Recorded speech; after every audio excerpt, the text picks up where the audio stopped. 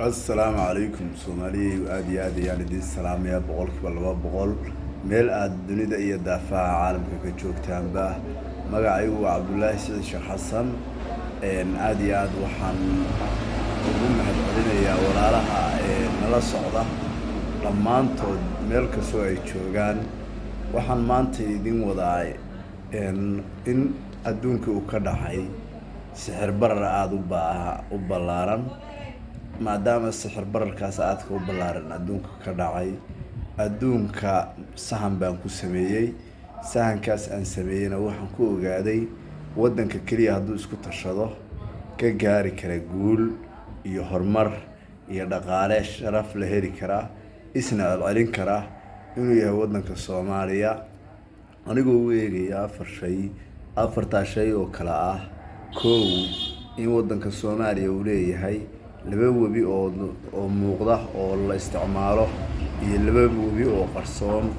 afar webi laba badood oo badda cas iyo badda Hindiya ah sidoo kale uu leeyahay geedaha geed nugeylka loo yaqaano oo xabkaha dhala oo xabkahooduna qaaliga yihiin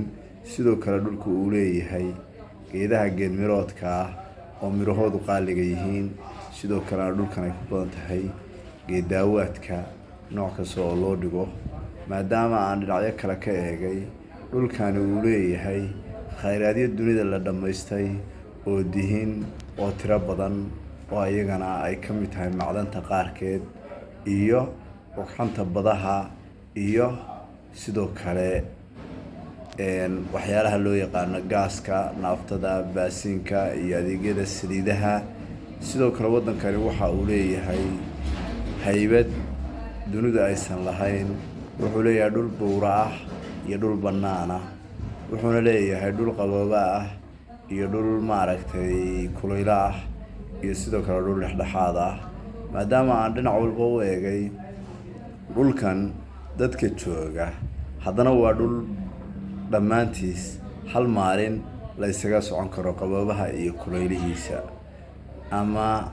la isaga socon karo dhexeeyihiisa iyo qaboobihiisa ama qaboobihiisa iyo ama kuloolihiisa iyo dhexeeyihiisa cimiladii habba loo baahdan lagu isticmaali karo marka waxaan u baahanahay inaan isku tashanno cilmiga dhulka lagu maamuli karo Soomaali ayaa haysa adduunka dadka qorshaha u dejiya waa saddex dad ayaa dunida maamula saddexda dadna waan idin kala sheegayaa dad waxa weeye dadka diinta islaamka yaqaana waa qodob dadna waxa weeye dadka yaqaana diimihii hore ka horreeyay diintan sida Tawreed iyo Injiil iyo Sabuur iyo yaqaanay waxaana jira waxyaalo badan oo falagisa oo halka ay ku dhex jira waxa kale oo jira dad haddii Ilaahay idmayo oo Ilaahay ku dhaliyay hibo dheeriya hibadaas oo ah inay afkooda ku cabiri karaan iyo maskaxdooda wax jooga iyo wax aan la gaarin labadaba marka aad iyo aad mahadsantihiin ku soo dhawaada channelka Hegan subscribe like share waxa geena